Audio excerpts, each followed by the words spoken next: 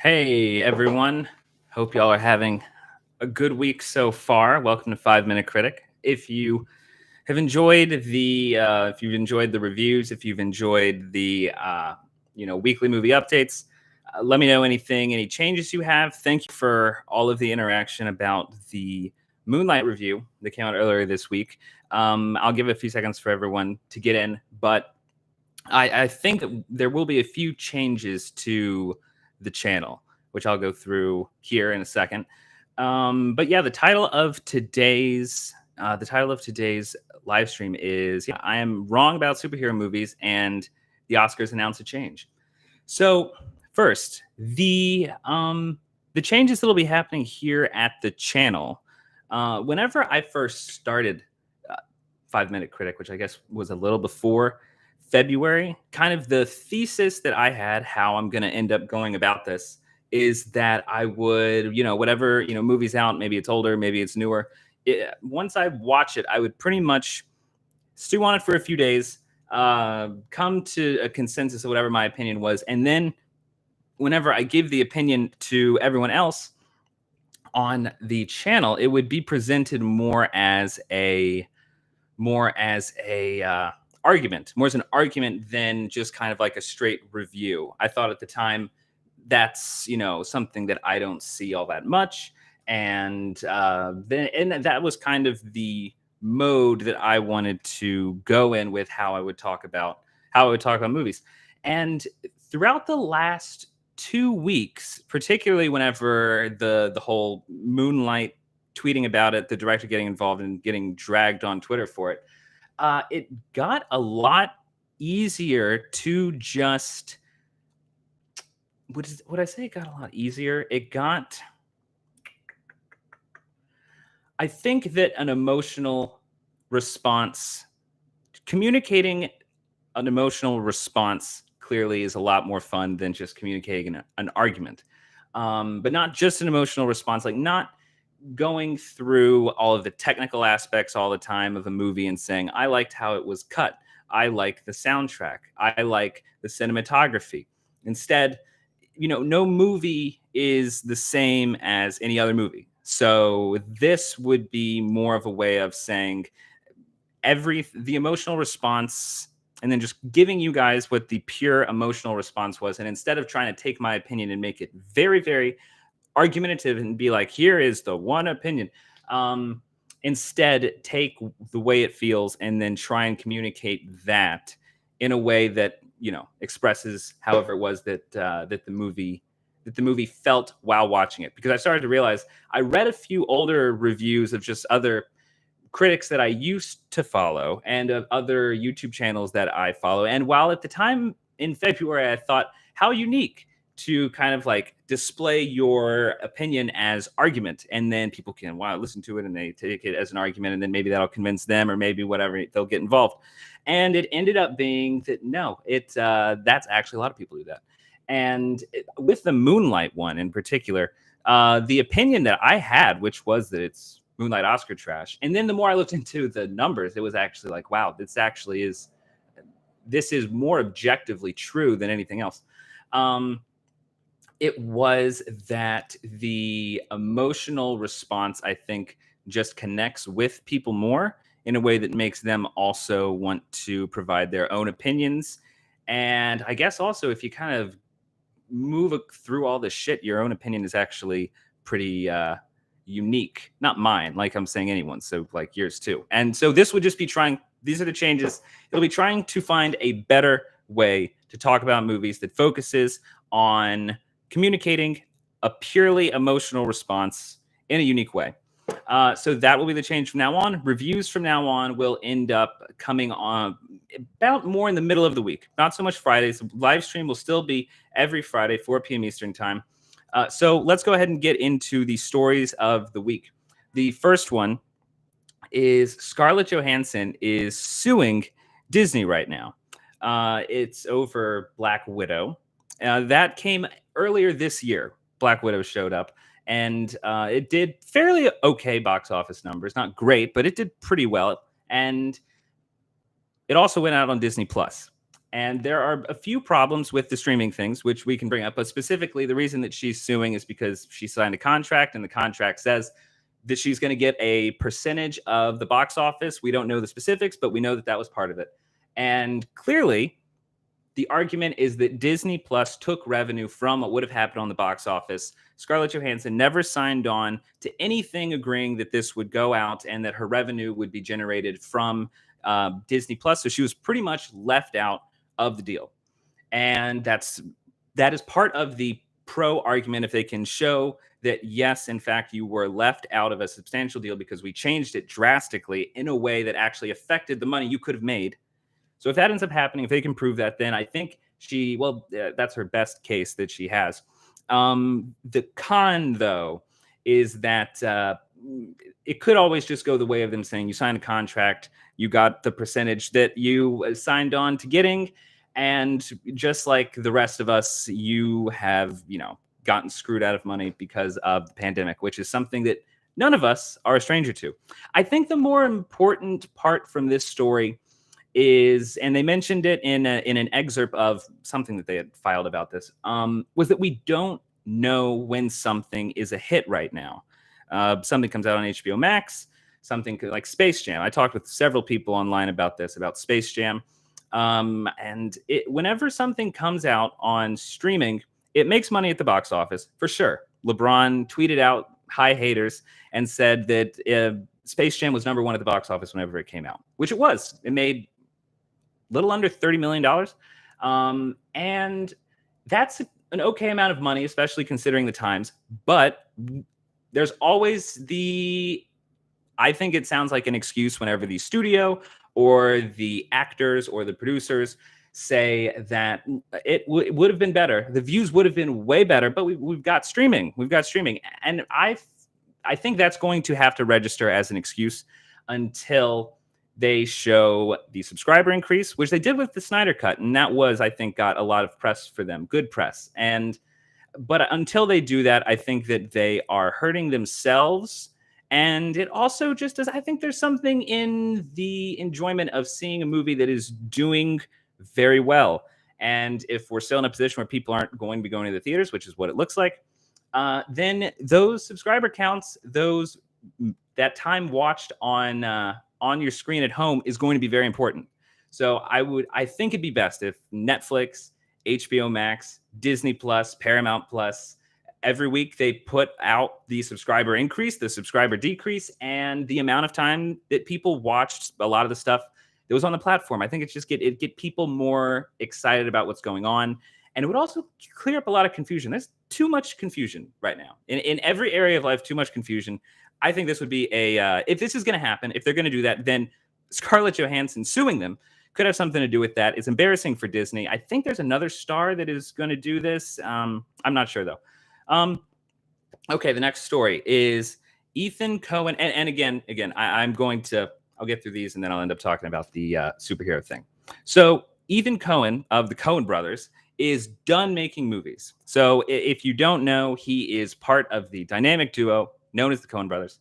Worked on Fargo, No Country for Old Men. Barton Fink created The Big Lebowski, Simple Man, and Inside Llewyn Davis. Now, for me, I love Burn After Reading. That was like the movie for me that got me really interested in watching movies. The Coen brothers for me are really, really important. Just in terms of loving movies, they have a idiosyncratic style that makes all of their mostly crime movies very, very unique. So hearing that Ethan Coen is not going to be making movies anymore, perhaps, we'll see. This happens sometimes. And it was from Carter Burwell, who has worked on their music for a very, very long time. He said that he's just not interested in making movies. His brother, Joel Coen, is finishing up now Macbeth, which is going to be premiering here in New York at the New York Film Festival. So I think the thing to take away from this story, if it's just Joel Coen, well, first of all, Joel Coen, we all knew, was making Macbeth on his own. I was worried maybe something, broke up between the two of them and there was bad blood. And but this makes it sound like there more than likely isn't. It's not a full confirmation, but it hints that it might not, be fully done between the two of them creatively collaborating. But it'll be to see what is it like whenever Joel Cohen is directing on his own. The first few movies that they had worked on, Hudsucker Proxy. I think they were credited for Hudsucker Proxy as just him. Blood Simple. Those early movies, it was just Joel being credited. But later we all came to know that they were actually directing them together. Now Ethan is no longer on the set. It's just Joel. We'll see how the movies go from now on. Okay, the next is Cry Macho. This is the new movie directed, produced, and starring Clint Eastwood. Clint Eastwood is 91 years old, and he's still doing this. That's incredible. I think that is so cool. But the trailer looks all right. Good on him for continuing his career like this. Okay, so wrong about superhero movies. Sorry. So the review of Moonlight which is, don't forget to subscribe to the channel and also go and check out this week's review of Moonlight. It was based around saying Moonlight is overrated Oscar trash. And the reason for that is that obviously it won Best Picture, in case you didn't know. And it was part of the trend. It was near the beginning, middle of the trend where the Oscars, and the review gets into all of the specifics of that, still under 5 minutes, so not going to waste too much of your time, of people losing interest, the box office being very low for the amount of people that were seeing the Best Picture winner, which means that by the end of Oscar night, for about 8 years now, people finish watching and they haven't seen the movie that has won. No one else has seen the movie that's won. So everyone that is there is just kind of like, okay, well, whatever. The more that you like the Oscars, I think you would stick with it for a while. But people have jobs. People have jobs. They have stuff to do. They're not going to watch all of the movies that I am willing to watch before the Oscars happen. And that kind of pisses people off. People don't want to be feeling like they're left out of the biggest film entertainment event of the year. So the review on the channel goes through that, takes you through the viewership of each year, the decrease in box office of each year. It's just getting too niche. It's getting way, way too niche. And there's a lack. I think it gives the message that there's a lack of respect for the box office. And the box office is just people. That's all it is. Okay. And there's been 120% drop in the last 8 years. And the people that watch the Oscars, that audience is shrinking because it's very clear that all of the voters and the people that are still sticking around are getting fat on art house movies. And it's uninteresting. It's deeply uninteresting. Audiences don't care about it. Definitely not an Oscar size worthy of the Oscars, which means that you can't keep doing that. You really can't. And the more that I looked into that, the more that I realized that these movies, okay, the movies like Arrival, Black Panther, Once Upon a Time in Hollywood, Joker, don't you dare. They are really important because the audience, at the very least, wants to go see them. And I, in the video, show you a better Oscar list that would get a box office worthy attention because the audience is actually very important. And they're very important whenever you're losing them, which is happening right now. And so what I realized whenever, at least for myself, when I was looking at this more, I was seeing the amount that people are losing interest in these award shows, in the Oscars. I feel like you can feel it whenever can't you feel it? Whenever it comes time for the Oscars, do you not feel people don't want to get together anymore and watch it? Like, and I hear people that used to have their own parties that I was never able to make, they now have to watch them just with their like immediate group of people. Just it's not a really big thing anymore because whether you think that you might not even be watching them anymore and you might think, oh, well, yeah, I just kind of, wasn't a big fan. That's happening to more and more people. And I think that there's an underlying cynicism that as I was, watching all this, looking at all this, I then realized, I think I kind of subscribe to this same level of cynicism when it comes to these big box office movies. And that's kind of nasty. I think that there is a cynicism about the box office, which also means that, that leads to a cynicism about large audiences. I think there is something that's a lot of fun about art house movies. I love art house movies. I think there's something that's a lot of fun about having something small, unique. You feel like you found it, even though you're not the one that did. It's very likely they'll be able to recommend it to someone else. Those movies usually push the artistic bounds, and they're really important to get the Oscar every now and then. They really are, but not all the time. And seeing how much it pisses people off to have this just shrill, cynicism of telling them that the movies that they like are shit is a pretty shit thing to do. Yes, some movies are objectively better than others, but I mean that is a conversation for a select group of people. Like that's a conversation. That's a conversation to have with people on film Twitter.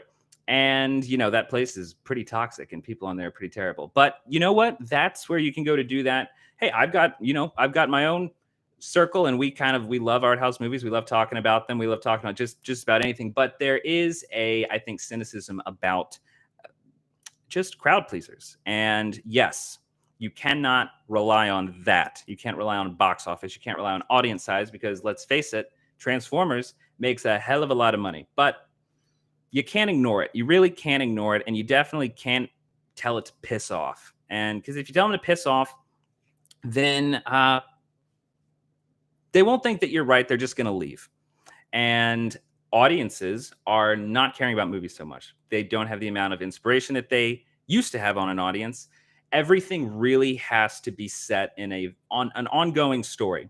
And movies, the superhero movies, are already in a way a very, very big TV series. But again, I'm not saying that they're bad. I'm not saying that I don't like them. I do like them.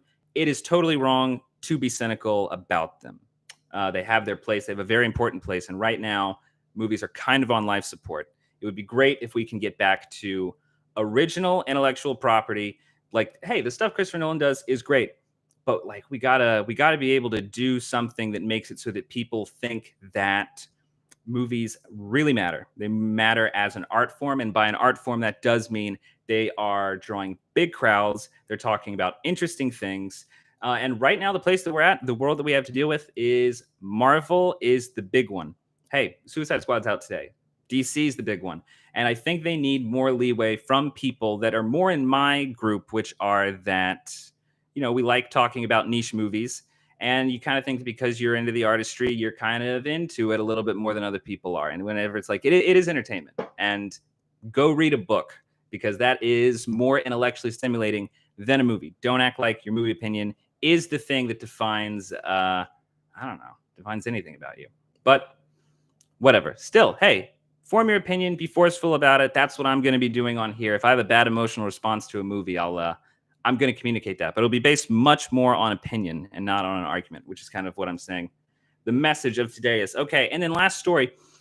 The Oscars did announce that there was a change, which is actually pretty funny because I talked about it last week with the context of the terribly sorry. Okay, with the context of Moonlight, with the context of people not caring about the Oscars, they did announce change. They announced that the board, sorry again. They announced that their board, which pretty much, the governing body, the head of the governing body, is going to now be based on an outlook of equity much more than, that's just what they said, not more than anything. And look, I'll just say what they said. Okay. So they said the board is now much more equitable in the terms of the layout of the people that are now serving. You have people of all races and creeds and genders serving on the board and making creative decisions. Okay. First of all, I would say, the next change. So excitement. They mentioned this. This is all they said about the audience excitement. A more robust set of contenders from Dune and Respect to West Side Story and The Last Duel, all vying for one of 10 guaranteed Best Picture slots, should help boost interest. But the Academy cannot afford any missteps going forward. That last part there is all that they said about movies that are going to be interested. Movies that are going to be interested for a larger crowd. Although I've got to say, Respect, okay, maybe they'll ramp up the excitement for Respect later, but hold on. It would be the Oscars and these entertainment shows. Whenever people lose interest, they lose interest very passively. I've lost interest for stuff like the Oscars. I'm losing interest for stuff like the Oscars. There is an element of people being pissed off by being given the middle finger by the entertainment industry for so long. Like, yeah, sure, that's part of it. But the thing is, if you entertain them,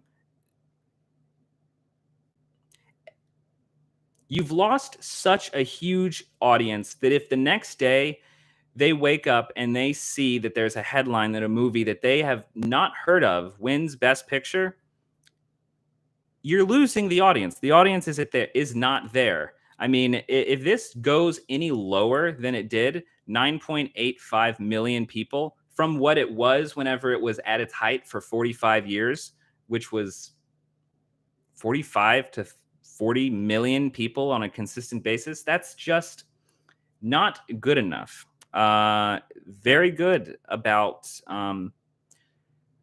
encouraging diversity on the board is a pat on the back, because it's going to be great. And well, no one's watching, so that doesn't matter, and that's going to matter less and less. And if that type of stuff is the focus, it's not going to be like people are going to hear that and then they'll go, "Oh, screw these people for I don't know, whatever." That's part of the excuse, which is so annoying, that comes up a lot. But it's just, if you're not entertaining, then people aren't going to watch, and it's not going to be some sign of protest. It's just going to be, you're the entertainment industry and it's entertaining. And when it's not entertaining, they'll go to Netflix, or they'll just have something else on that night, or they'll go to dinner.